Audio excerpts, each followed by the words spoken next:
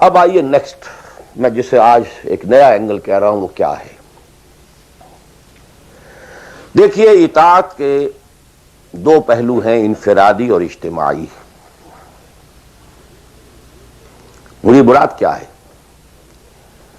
ان کی ratio proportion مختلف ہوگی. کوئی بہت آرگنائزڈ سوسائٹی ہے، اسٹیٹ کا کانسیپٹ ہے، اجتماعیت کا پڑھنا بہت بھاری ہو جاتا ہے، انفرادیت بہت محدود ہو جاتی ہے. کوئی بڑی پریمیٹو سی سوسائٹی ہے، آرگنائزڈ اسٹیٹ نہیں ہے، تو انفرادیت کا دائرہ وسیع ہوتا ہے، اجتماعیت محدود ہوتی ہے، ان ویریس پروپورشنز. لیکن پہلے ان کو آئیڈینٹیفائی کیجئے، اس سے میری مراد کیا ہے. ایک وہ اللہ کی اطاعت ہے کہ جو ایک انسان کے اپنے بس میں ہے، وہ کر سکتا ہے. چاہے بھوک آ جائے، فاقہ آ جائے، نقصان ہو جائے، جان کا اندیشہ ہو جائے، یہ کر سکتا ہے. ایک وہ اطاعت ہے جو کسی صورت کر ہی نہیں سکتا جب تک کہ اجتماعی ماحول نہ بدلے.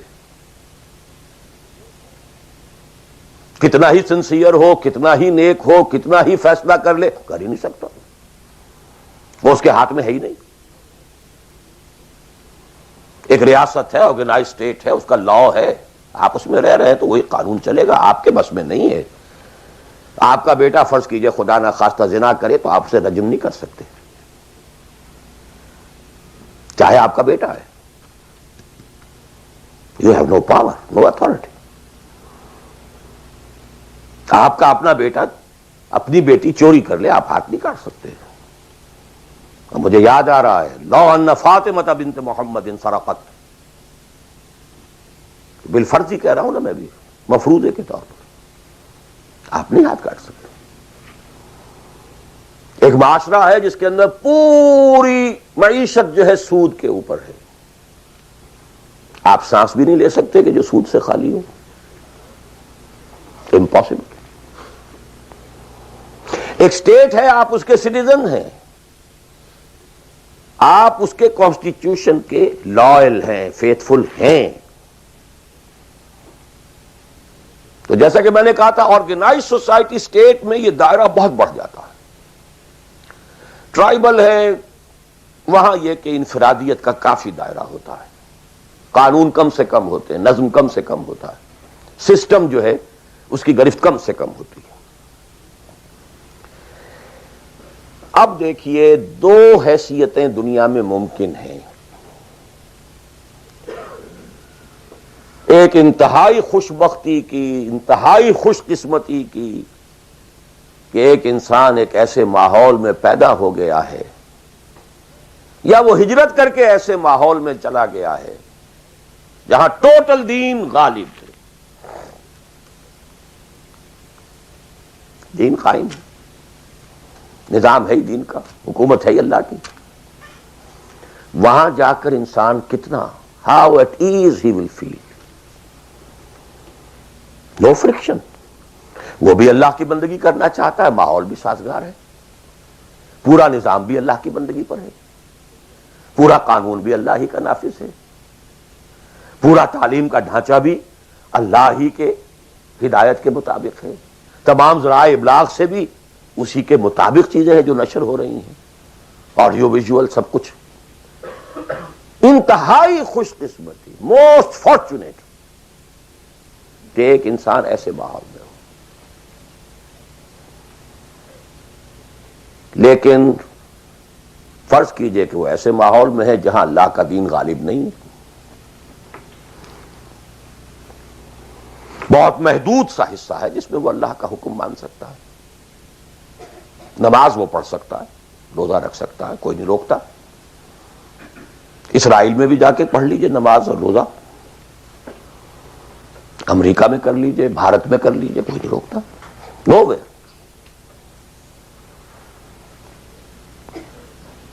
لیکن باقی ویرینگ ڈگریز میں ہوگا یہ کہ زندگی کا 75%، 80%، 50%، 60% وہ باطل کے قبضے میں ہے. تو وہ بھی تو 50%، 60% کافر ہے. He's a part and parcel of that environment, of that system. قرآن کے تینوں فتوے اس پر بھی تو لگ رہے ہیں. وَمَن لَّمْ يَحْكُم بِمَا أَنزَلَ اللَّهُ فَأُولَٰئِكَ هُمُ الْكَافِرُونَ وَمَن لَّمْ يَحْكُم بِمَا أَنزَلَ اللَّهُ فَأُولَٰئِكَ هُمُ الْفَاسِقُونَ وَمَن لَّمْ يَحْكُم بِمَا أَنزَلَ اللَّهُ فَأُولَٰئِكَ هُمُ الظَّالِمُونَ. وہی ظالم ہے، اور ظالم سے مراد مشرک. ان الشرک لظلم عظیم، وہی کافر ہیں. بتوں سے تجھ کو امید ہے، خدا سے نو امیدی. مجھے بتا تو صحیح اور کافری کیا ہے؟ کفر کہتے کسے؟ وہی تو فاسق ہیں، ناہنجار ہیں، باغی ہیں. ویئرنگ ڈگریز کے اندر جتنا بھی اس نظام کی گرفت ہے، اس درجے میں ہر وہ شخص کافر اور ظالم اور مشرک ہے جو اس ماحول میں رہ رہا ہے. ان دونوں حالتوں میں دین کے تقاضے بالکل ایک دوسرے کے برعکس ہو جاتے ہیں. اب یہ پوائنٹ ہے جو میں چاہتا ہوں آج I want to hammer it.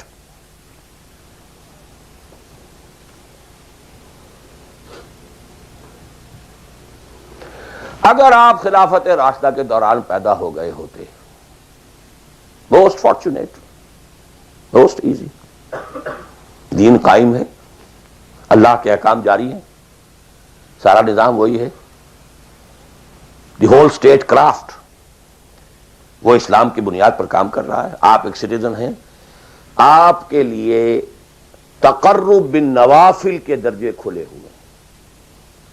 فرض تو پورے ہیں یہاں. نفل نماز پڑھیے، نفل علم حاصل کیجئے، نفل روزے رکھتے چلے جائیے، نفلی چلے کیجئے، جو چاہے کیجئے. تقرب بالنوافل. اور اس تقرب بالنوافل کا درجہ یہاں تک اونچا ہو سکتا ہے وَيَتَقَرَّبُ إِلَيَّ عَبْدِي بِالنَّوَافِلِ حَتَّى أَكُونَ. میرا بندہ نوافل کے ذریعے سے میرا تقرب حاصل کرتا جاتا ہے، کرتا جاتا ہے، کرتا جاتا ہے، یہاں تک کہ میں اس کی آنکھیں بن جاتا ہوں جن سے وہ دیکھتا ہے، اس کے کان بن جاتا ہوں جن سے وہ سنتا ہے، اس کے ہاتھ بن جاتا ہوں جن سے وہ پکڑتا ہے، اس کے پاؤں بن جاتا ہوں جن سے وہ چلتا ہے. حدیث قدسی، اور سارے وہابی بھی مانتے ہیں اس کو. یہ نہ سمجھیے کہ یہ کسی صوفی کی بڑھ ہے. حدیث صحیح عند کل المحدثین. اللہ ہاتھ بن جاتا ہے آپ کا، اللہ پاؤں بنتا ہے آپ کا، اللہ آنکھ بنتا ہے آپ کی، اللہ کان بنتا ہے آپ کا. یہ بہت اونچی بات ہے، بہت اونچی بات ہے، بہت اونچی بات ہے. لیکن یہ تقرب بالنوافل کا درجہ کہاں آئے گا؟ جہاں آپ ایک اسلامی نظام کے تحت سانس لے رہے ہیں، جہاں وہ اسلامی نظام نہیں ہے. پہلا فرض تن من دھن اس نظام کو بدلنے کے لیے لگا دینا. اگر یہ نہیں ہے تو نماز نہیں ہے، منہ پر دے ماری جائے گی. میں جو کچھ کہہ رہا ہوں علی وجہ البصیرت کہہ رہا ہوں، میری پوری زندگی کے مطالعے کا نچوڑ ہے. نماز منہ پر دے ماری جائے گی، روزے منہ پر دے مارے جائیں گے. You reconcile yourself to that system جو میری بغاوت کے اوپر مبنی تھا.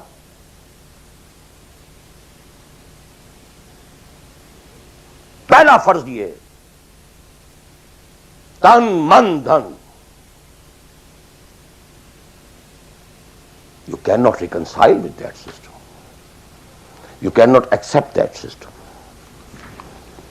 اس میں اپنے آپ کو اکوموڈیٹ کرنا، اس میں اچھے کیریئر تلاش کرنا، اس میں اچھی جائیداد بنانا، اس میں پیسہ جمع کرنا، اس میں اچھی سے اچھی بچوں کو ایجوکیشن تاکہ بہتر سے بہتر زندگی وہ بھی گزار سکیں، سب کا سب حرام، مطلقاً حرام. پہلا کام یہ ہے اپنی جان، اپنا مال، اپنا تن، اپنا دھن سب اللہ کے دین کے لیے خرچ کرو. سب سسٹمز لیول کے اوپر صرف جان کو باقی رکھنے کے لیے جو ناگزیر ہے، that is allowed, nothing more. This is the point. Crucial point. اب ہمارے سامنے حدیثیں ہوتی ہیں اور وہ سارے فضائل کی کتابیں ہیں اور یہ ہیں جن کا تعلق اس ماحول سے تھا جب کہ دین قائم ہو چکا تھا. اس کانٹیکسٹ میں باتیں ہو رہی ہیں. نفل کی بات ہو رہی ہے اور قیام اللیل کی بات ہو رہی ہے اور جو ہے ختم قرآن کی بات ہو رہی ہے اور اگر فجر کے بعد بیٹھے رہے مصلے پر اور 2 رکعت پڑھ کر اٹھے جبکہ سورج نکل چکا ہے تو اب یہ اتنا اونچا سوال. یہ ساری باتیں all these things become absolutely irrelevant. The deciding factor is دین غالب ہے, ٹھیک ہے, چلو نوافل کی طرف, قرات کی طرف چلو, جتنا آگے سے آگے. یتقرب الی العبد بالنوافل, ورنہ تقرب بالفرائض پہلے فرض کرنے ہوں گے اور فرضوں میں پہلا فرض جہاد ہے. Now please note this word. جہاد اصل میں اس جد و جہد کا جامع عنوان ہے. Your struggle against that system. لہذا انما المؤمنون الذين آمنوا بالله ورسوله ثم لم يرتابوا وجاهدوا باموالهم وانفسهم في سبيل الله. Integral part of the definition of a مومن. اگر زندگی اس سے خالی ہے یا اتنی ہے بس جتنی ہو جائے نفل کے درجے میں, اصل وقت اصل دھارا بہ رہا ہے دنیا کی طرف, دنیا کے حصول کے لیے, جتنا پھیل سکیں, جتنا پھل سکیں, جتنا پھول سکیں, جتنی جڑیں گہری جما سکیں, جتنا کچھ اولاد کے لیے چھوڑ کر مر سکیں, جتنا اولاد کو زیادہ سے زیادہ دنیا کی سہولتیں دینے حاصل کرنے کے قابل بنا کر جا سکیں, ساری تو توانائیاں اور ساری قوتیں اور ساری صلاحیتیں اور سارے اوقات تو کپے ہوئے اس میں. اچھا آپ کو تھوڑا سا دین کا کام بھی, آخر دھوکہ تو اپنے آپ کو دینا ہی ہے نا.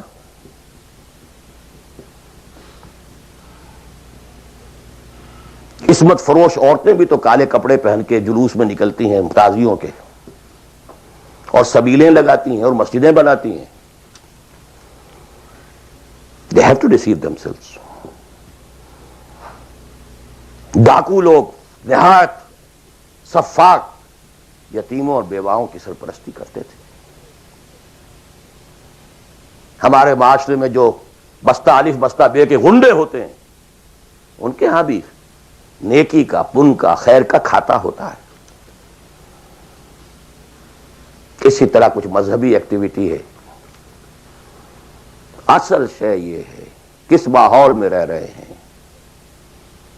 بہت خوش قسمت ہوتا میں اور آپ, پھر آپ اچھے سے اچھا پہنتے, کوئی اعتراض نہیں, اچھے سے اچھا کھاتے. قل من حرم زینۃ اللہ التی اخرج لعبادہ والطیبات من الرزق. خلافت راشدہ میں آپ رہ رہے ہیں, آپ حلال ذریعے سے کما رہے ہیں, آپ بہت اچھا کھائیے, بہت اچھا پہنیے, بلکہ اللہ چاہتا ہے کہ اس کی نعمت جو اس نے تمہیں دی ہے وہ تم پر ظاہر ہو. لیکن پلیز نوٹ دی کانٹیکسٹ. دین مغلوب ہو اور آپ اچھا پہننے اور اچھے کھانے کی فکر میں ہو. مجھے جملہ یاد آ رہا ہے حضرت ابو بکر کا رضی اللہ تعالی عنہ. تھوڑا سا مسئلہ ہوا تھا کہ لوگوں نے کہا کہ زکوٰۃ ہم دیں گے لیکن زکوٰۃ ریاست کو نہیں دیں گے, اپنے طور پر خرچ کریں گے. حضرت ابو بکر نے فیصلہ کیا ان کے خلاف جنگ کا. حضرت عمر جیسی شخصیت بھی مشورہ دے رہی ہے کہ دیکھیں نہیں, 2 فرنٹ پہلے ہم نے کھولے ہوئے ہیں. جیش اسامہ کو بھی آپ نے روکا نہیں کہ جائے, حضور نے تیار کیا تھا. پھر جو مرتدی ہو گئے, کسی اور کو نبی مان لیا, ان کے خلاف تو جنگ کرنی ہی کرنی ہے. لیکن یہ تو صرف نماز بھی پڑھ رہے ہیں اور یہ زکوٰۃ کا بھی انکار نہیں کر رہے ہیں, صرف ہمیں نہیں دے رہے ہیں. تو ان کے ساتھ ذرا مصلحت کا تقاضا یہ ہے کہ کچھ نرمی کی جائے. ان کے بڑے پیارے الفاظ تھے, ایبدل الدین وانا حی.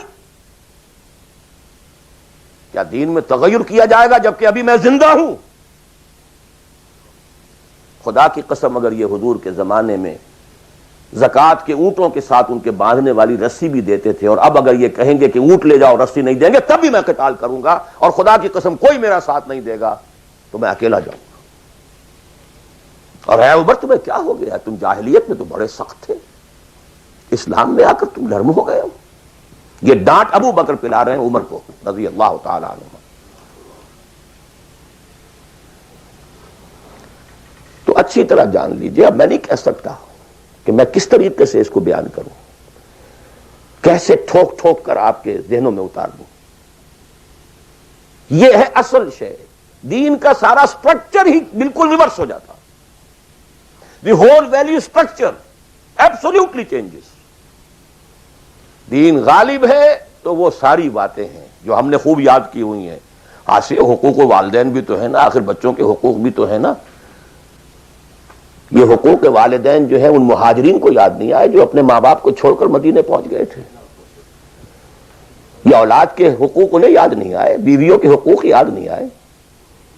وہ تو فینیٹکس تھے نا، پاگل تھے نا۔ مدینے کے منافقین نے انہیں سفہا کہا تھا، بے وقوف لوگ ہیں یہ۔ انؤمن کما آمن السفہا، these fools, these fanatics۔ یہ ساری حدیثیں آپ کو یاد ہیں۔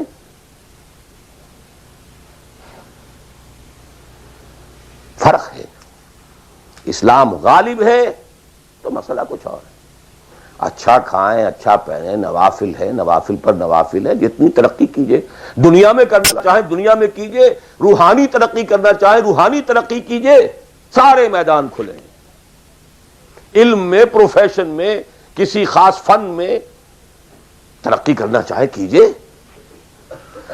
دین غالب نہیں ہے، اور آپ خود 50%، 60%، 70%، 90% کافر ہیں،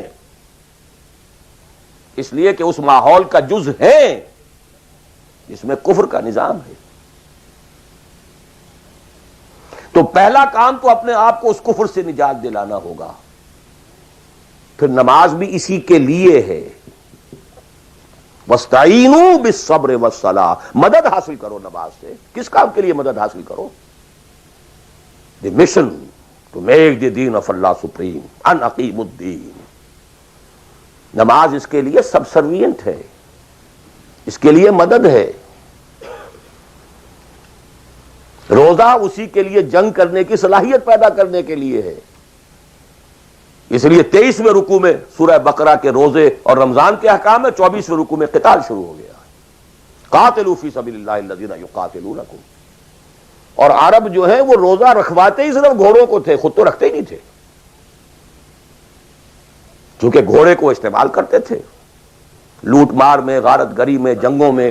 اور گھوڑا ہے نرم نازک مزاج جانور، پیاس برداشت نہیں کر سکتا، بھوک برداشت نہیں کر سکتا، اونٹ تو کر جاتا، چاہیے تھا انہیں گھوڑا، لہذا گھوڑے کو عادی بناتے تھے دھوپ کا، پیاس کا، بھوک کا، تاکہ ایسا نہ ہو کہ اہل مارکے کا وقت اور گھوڑے صاحب جواب دیے بیٹھے ہوں تو سوار کیا کرے گا؟ تو ساما یسومو عربی زبان میں گھوڑے کے لیے تھا، انسانوں کے لیے تھا ہی نہیں۔ یہ تو مدینے میں آنے کے بعد پھر حضور نے یہودیوں کو دیکھا کہ روزہ رکھتے ہیں، تو آپ نے بھی مسلمانوں سے کہا عاشورہ کا روزہ ہے وغیرہ وغیرہ، چھوڑ دیجئے اس بات کو، لمبی ہو جائے گی۔ یہ ساری چیزیں اصل میں ہیں اس مقصد کے لیے۔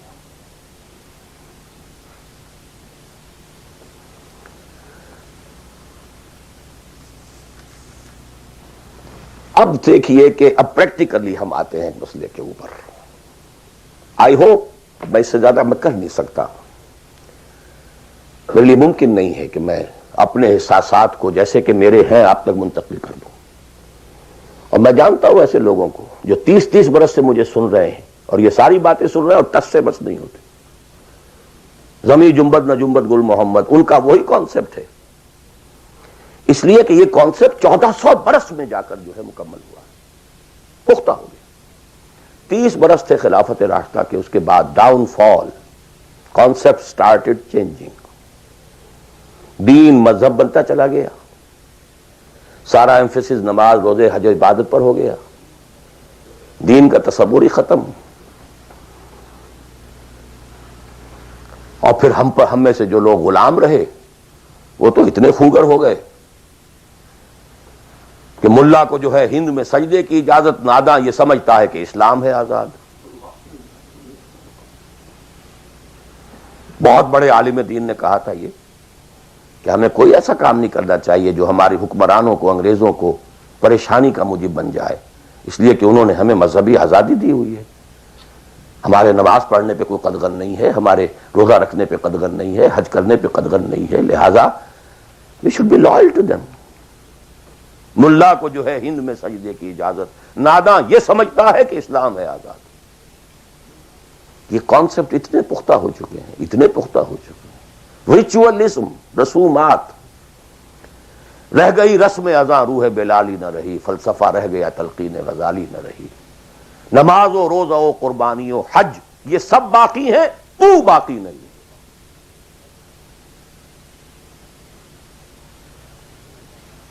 نمازیں بھی ہیں، روزے بھی ہیں، تراویح بھی ہم نے پڑھی ہے، اب موسم آ رہا، عید الاضحیٰ بھی ہوگی، قربانی بھی ہوگی، حج کے لیے بھی جائیں گے، لیکن دنیا پر کوئی اثر اس کا